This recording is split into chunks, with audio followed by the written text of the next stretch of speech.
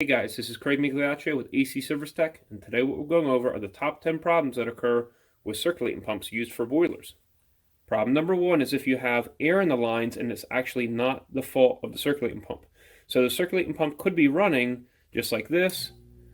So I don't know if you can hear that noise right there. You could actually put a stethoscope on the end of this, or you could listen in with a screwdriver to allow transmission of that noise across the screwdriver over to your ear.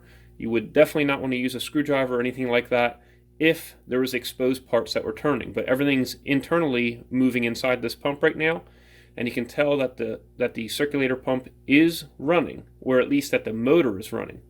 So then comes the problem of having to purge the air out of the lines. So in order to get the air out of the lines, most boilers are going to have an automatic air bleed, so such as this. So as long as this cap is loose, it's going to automatically get the air out of the system.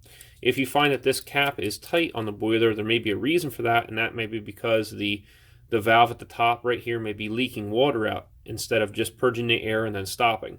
So in that case, you may have to replace the valve core in the inside here, or go ahead and replace the automatic air bleed. Some are not fitted with a valve core and they just have a piece of rubber that blocks the port. But basically you just valve that off, take the pressure off, and then you go ahead and replace this.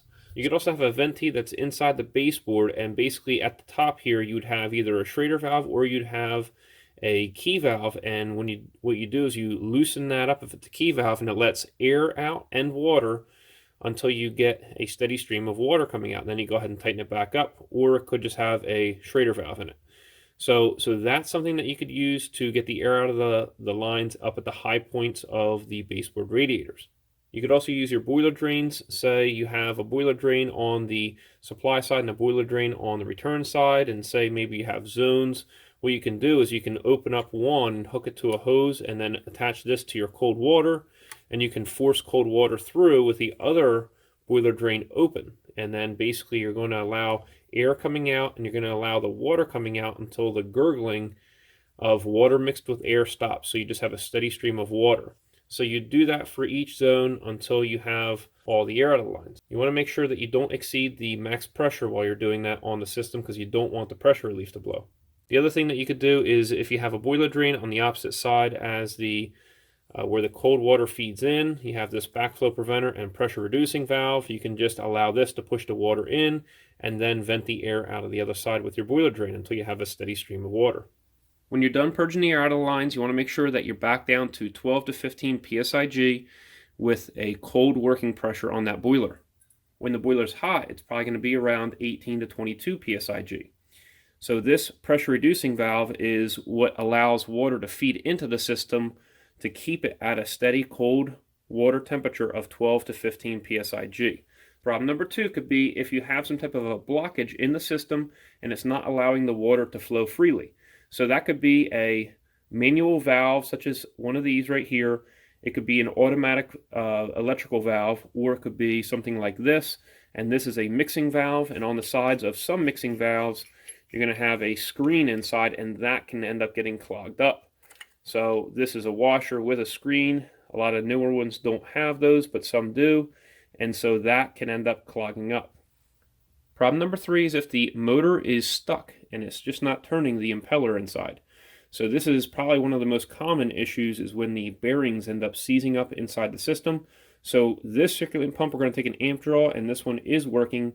And then we're going to take a amp draw on another one that is not working. So we have our AC amp clamp clamped around one wire, and it's reading 0.65, and also realizing that there's no load in here right now as far as the water goes. This pump right here on the rating plate states 0.71 amps. So this motor right here is stuck and is not turning. The impeller will not turn, and unfortunately there's no access in order to try to help it turn, but that also means that the bearings are very seized up inside and they're just stuck in place. So let's go ahead and take an amp draw, and you can see that this amp draw is right about twice as much as this one was running at. It's actually a little bit over that, but it's at 1.35 amps right there. So you can actually hear the difference between a running pump, such as this one right here, and a non-running pump. So there is no water sloshing, there's no noise at all other than just a humming noise, because the windings are basically overheating and it's not working properly, the rotor is not turning. In reference to the Grundfos pumps, you could use either a very wide screwdriver or you could use a quarter. I like to use a pair of vice grips, and then you can go ahead and turn it like that. Or you could also use the screwdriver with the vice grips just in order to press downwards, and then you can go ahead and turn it like that. But you don't want to use a thin screwdriver because you're going to end up marking up or bending this screw right here and possibly damaging it and then not being able to turn it. As you can see, somebody has already done that on this screw.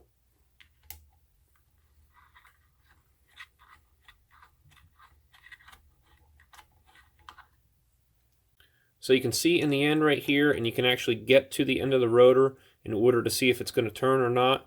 So if it's real hard or something like that and it's not turning very well, that could be an issue right there, or if it's just not turning at all and it's completely stuck. So this right here, you can get to from the end, and also if you took these 4 bolts off, you can get to the full rotor assembly in order to be able to turn it. So you're going to notice a rubber O-ring right here, and that is actually holding the water in there because water does come into there in order to help the sleeve bearings operate. So you want to be aware of that before opening this up. Now I'll show you what this one looks like in a second, because what we'll do is we'll unscrew these 4 bolts right here, and we'll be able to take this motor right off of here, and we'll be able to check the impeller. On this right here, you should have valves somewhere close to the circulating pump if you need to replace the motor instead of the actual pump housing. But on these, water will come out when you go to replace that motor right there, so you want to go ahead and valve off on both sides. So I'll go ahead and unscrew these. They're not going to be that tight, so you should be able to get them loose fairly easily. You have to unscrew them all the way out. I'm just breaking them loose right now.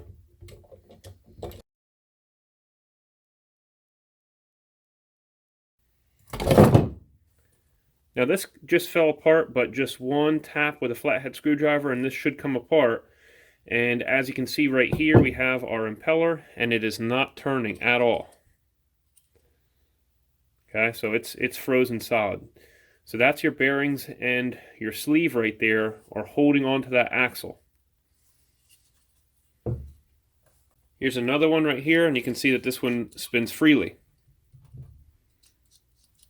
So if you have the circulating pump out such as this right here, you can just go ahead and take a screwdriver in there and see if you can push on the impeller and see if you can get it to spin. So as you can see, it's fairly easy to replace a circulating pump motor off of a circulating pump flange such as this. So what you want to do is you want to go ahead and valve off before and after the circulating pump, and then under your 4 bolts you pull this off, and you want to replace this little O-ring right here. Then you bolt your new one on, and then you got to turn your electrical power off and replace your electrical wiring, and then you're ready to go, and then you can go ahead and turn the system back on again. So after you replaced the motor, if you get your water level all the way up to here, then all you have to do is purge this amount of air out versus this amount of air. That would be a lot harder. So it just depends on where your air bleeds are in the system as far as how hard it is to get your air out. Now you could have a larger circulating pump such as this, and you have bearings, multiple bearings that you need to oil on this twice a season. So right here is an oil port, here's an oil port, and here's an oil port, and either the motor could go bad, or you could be over here in this assembly where the motor attaches to the impeller axle at. So any of those bearings could be the problem, but they do have to get oiled on a circulating pump such as this. Problem number 4 can be if you have something jammed up inside the impeller area.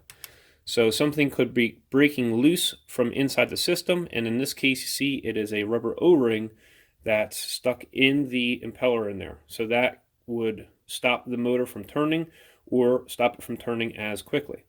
So that could be an issue. As you can see, the impellers are not tight up against the inside of here. So it really takes something large in order to stop this from turning. So there's a lot of free space in there. So this is more of a rarer instance, but it's still something that can happen. Problem number 5 is if you are leaking water out of the side where the motor mounts over to the impeller flange assembly. So as you can see right here, there's a rubber O-ring right along the inside here. Sometimes it's set back. In this instance, it's right along the edge. And on this one, you can see that the water was leaking outside of it. And you see that this rubber O-ring right here had fallen off and broke. So this can happen just due to the age or the tightness or something like that. And you just need to replace the O-ring itself. Another thing could be just that these screws are not tight enough, and that could have been the problem. The same thing on this circulating pump, you have a gasket right along the inside here, and that could have worn down, or the bolts may not have been tight enough, so it could be leaking water out of there. You could also have a problem such as at these gaskets right here and right here. These would be outside of the pump assembly, but what could have happened is maybe one of these bolts and nuts were tightened down too hard compared to the other side, or maybe this got squished and cracked over time, or maybe the cast iron cracked and broke because the bolts were too tight, or maybe the nut has loosened up over time. So that's a variety of things that could allow water to leak out of this gasket area. Problem number 6 could be that even though your thermostat's calling for heat, you may not have power getting to your circulating pump. So you could have incorrect power or no power at all to your circulating pump, and that's why you don't have any hot water. So on an aquastat relay such as this, these contacts inside could be pitted. So when this is calling for the circulating pump to run to circulate your heat, it's supposed to suck this relay down, and these contacts become pitted, and sometimes you'll have a high resistance value across them, and then you won't have your power coming in here and going over to here. So this relay right here is stopping your hot from connecting to the hot that comes out of this aquastat and goes to your circulating pump. You could also have something like this, and this is a zone control relay right here, and the circulating pump is powered via this end switch down here. So the switch is exactly what it is. It's a switch. It's a normally open switch. So that's the extra end switch, and this is the main end switch. So you come into here with power and you connect it to your transformer so that this board can be powered, first of all. Then you have a power coming out and then going over to this switch. And then coming out of this switch is the hot that goes to your circulating pump. And so this switch will not close the electrical circuit until the thermostat calls. So you have 24 volts going to a thermostat, coming back to the board right here, sending a call for heat. Then you have your zone valve. You see 2 to 3 either has to have continuity, or 3 to 4 has to have continuity in order for this board to send power to the circulating pump. That confirms that the zone valve is mechanically open and the water will flow if your circulating pump turns on. So you could have an issue with this. You could have an issue with bad contacts in your aquastat, or just the aquastat itself is not sending power over to your circulating pump. But you can measure for your voltage right here by turning your multimeter onto voltage, and then you can put one probe in one wire nut and one in the other one in order to read if you're reading 120 volts or not. Problem number 7 could be if the motor electrical windings are bad. So a way to check that is you just turn the power off, you disconnect the electrical wires, and you can check the resistance value of the electrical motor windings. So right now we have the multimeter set on ohms, and we're reading 42.2 ohms of resistance. So if we read OL like we do right now, then that means that the windings have burnt apart. Likewise, if we check right over here to the ground, we should have no resistance whatsoever. If we did, then that means that the motor windings have burnt apart and are touching the metal ground frame.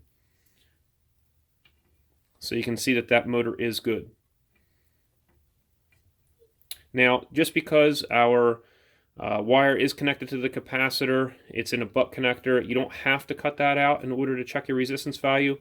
We are checking the true resistance value right now of 42 ohms. It's taking the path of least resistance. That's why it's not going through that capacitor.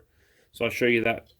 So on this one right here, the butt connector is cut out, and you see that we're still reading roughly 42 ohms of resistance. On this one, it's reading 41.3 ohms. So this motor is good. Problem number 8 could be a bad capacitor.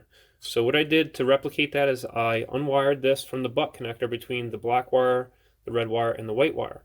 So this is disconnected, and we're going to go ahead and put our multimeter on our hot wire right here, and it's set on amperage right now, and we're going to go ahead and turn the power on and see what happens when you have either a bad capacitor or the capacitor is not attached to a PSE motor for a circulating pump. So right now we're reading 1.5 amps, and we do not see the impeller turning. So this is the same amperage reading we read when the bearings were locked and the capacitor was good. Now the power is off. I'm going to go ahead and wire this black wire right back in.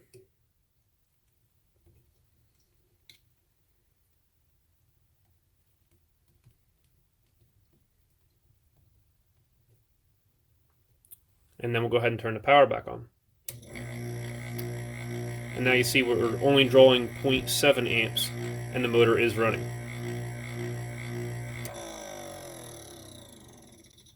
So in order to test the capacitor, you want to shut the power off and go ahead and disconnect the wires, and then what you do is you cut the butt connector that was connecting these 3 wires, cut that out, and then you can go ahead and take your capacitor wire.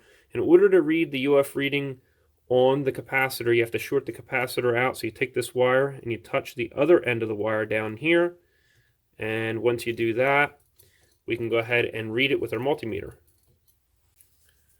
So we're going to turn our multimeter on, and we're going to go ahead and hit the select until we get to UF. So then we take one probe that has the alligator clip, we'll connect it right on there. Make sure it doesn't touch any other wires, and then we'll touch the metal part where it's connected down there in order to get our MFD reading. So on this one, we're reading 2.01.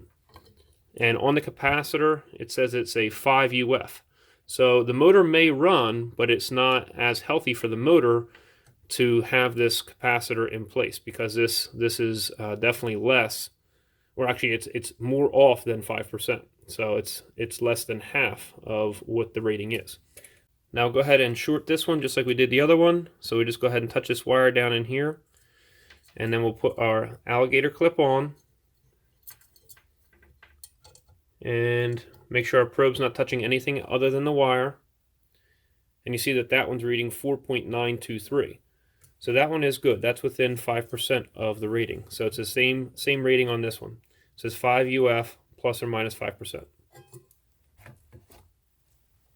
Problem number 9 could be if the axle is broke off and so that the motor rotor is not connected to the impeller. So you know, this is the inside rotor assembly that goes inside the stator, and this is inside of this motor. So what could happen is this could end up breaking. So you see that this should not be able to turn.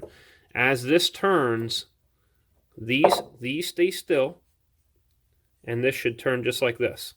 And that's how it works. So you see that now, though, that this is broken on the inside here. So that could happen. So this right here is not metal on these. You see this right here? It could just snap. So that could be an issue. Now on a pump such as this right here, you could have separation between the motor and the impeller. So if you look in here, you'll see the coupling that attaches both axles right there, and you see the springs that are attached. Now you could have the rubber mount inside going bad and basically breaking the coupling assembly because the axles are out of line, or you could have a weak spring or something like that and they snap and then it's no longer connected. So that could be the problem. So you just rectify that by taking these bolts off in order to replace the coupling assembly and possibly the rubber mount inside. Problem number 10 could be a loud noise coming from your circulating pump. Now it's typically not from your impeller, it's typically from your bearings, unless you hear water gurgling or if that's the kind of noise. But if it's a squealing noise, it's typically the bearings inside the motor assembly. Now in this case right here, these have to be oiled. So if you don't oil these bearings, those bearings are going to deteriorate and you're going to hear a squealing noise from those. If you hear like a chattering noise, something like that, that could be from the coupling assembly that's inside of here. So that would need to be addressed. If you're looking for the multimeter I use in the video or the other tools I use out in the field, I have them all linked down in the description section below. If you want to help support this HVACR training channel, click here. If you want to subscribe, click here. And if you want to see another HVACR training video, click right here. Hope you enjoyed yourself, and we'll see you next time at AC Service Tech channel.